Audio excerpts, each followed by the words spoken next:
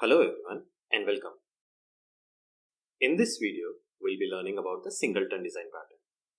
Now, Singleton is a creational design pattern that lets you ensure that a class has only one instance while providing a global access point to that instance. Firstly, let's try and understand the problem which the Singleton design pattern solves. Suppose you have a use case where you want to ensure that a class has just a single instance. The most common reason for this is to control access to some shared resource, for example a database or a file. Here is how the Singleton pattern works to achieve this. Imagine that you created an object, but after a while decided to create a new one. Instead of receiving a fresh object, you will get the one which you already created. So no matter how many times you try to create an object, you will get the same existing instance. Now, since we have a single instance and we want that instance to be available everywhere in the program, we can provide a global access point for that instance. Alright, now that we understand the problem which Singleton design pattern solves, let's see how you can use it. All implementations of the Singleton have these two steps in common. First, make the default constructor private to prevent other objects from using the new operator to create new instances of the Singleton class. Second, create a static creation method that acts as a constructor. Under the hood, this method calls the private constructor only to create an object and saves it in a static field. All following calls to this method return the cached object. Let's see how you can implement this in the code. Suppose we have an existing class database. It has a normal constructor and some pseudo utility methods like query. And in our application code, we create an instance of this class using the constructor. You can see we have created different instances in different parts of the code. Now, we will try and turn this class into a singleton. To create a singleton class, we need to take these 5 steps. First, add a private static field to the class for storing the singleton instance. Second, declare a public static creation method for getting the singleton instance. Third, implement lazy initialization inside the static method. It should create a new object on its first call and put it into the static field. The method should always return that instance on the subsequent calls. Fourth, make the constructor of the class private. The static method of the class will still be able to call the constructor, but not the other objects. Fifth, go over the client code and replace all direct calls to the singleton's constructor with calls to its static creation method. Let's perform these 5 steps one by one on a database class to convert it into a singleton. Firstly, let's add a global private static database field to our class. It will be null in the beginning. With this, we have completed the first step. Now, in the second step, we need to create a new public static creation method which will return an instance of the database class. It should return as the same singleton instance. Now, in the third step, we perform that lazy initialization inside the static creation method.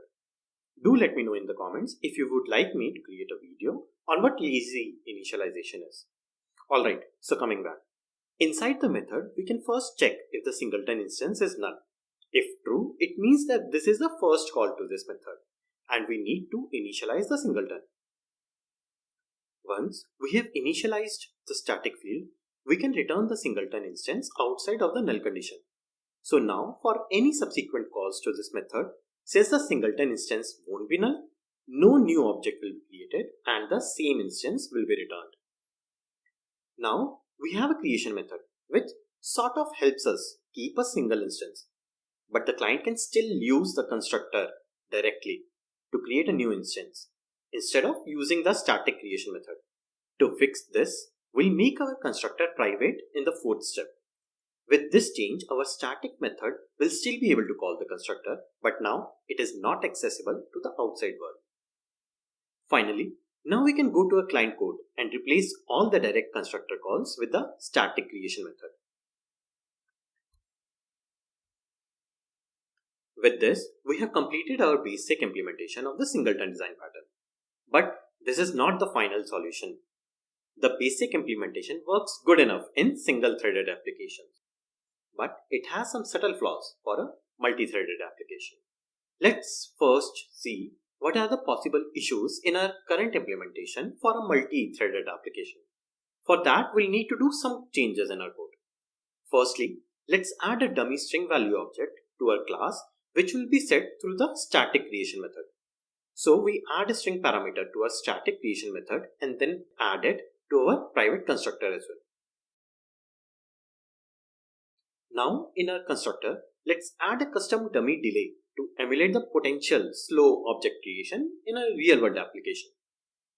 So we can add a statement to sleep our thread for say 1000 milliseconds.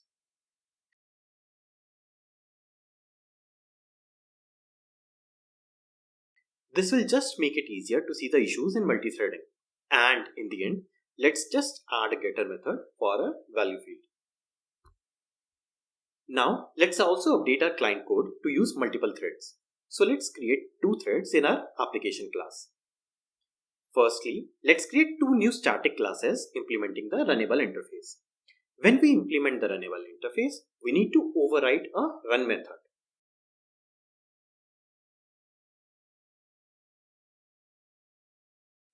So inside the run method, we will use the static creation method to get an instance of our database class and print the value.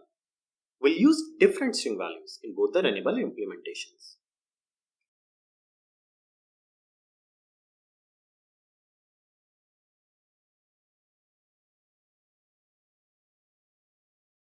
Now let's create two threads with our two runnables, thread 1 and thread 2. And then we'll start them one after the other. Let's see what the output is. As we see in the output, the value printed is different and also the references are different. This is because as we started our first thread, it started running the run method where we call the static creation method of our Singleton database class. Here, it finds the instance as null and goes on to create a new instance where we have made it sleep for 1000 milliseconds to emulate delays in a complex object creation in a real-world application. In the meantime, our second thread also gets started and it also calls the static creation method. Since the call to the constructor from our first thread is not yet finished, the Singleton database instance is still null. So our second thread also tries to create a new instance, thus causing issues. This is the problem with our basic naive implementation of the Singleton pattern, and it breaks for multi-threaded applications. Note that this problem only comes initially when the Singleton instance is still null and multiple threads try to call the static creation method. But once the Singleton instance is set, this problem does not come and the same Singleton instance is returned. Now, how can we fix this issue to create a Singleton implementation which can work for multi-threaded applications as well? We can resolve this issue if we are able to stop or pause one thread while the other thread is still creating the Singleton instance. We can achieve this by using the synchronized block, which provides a blocking mechanism, and this block can be executed by only a single thread at a time.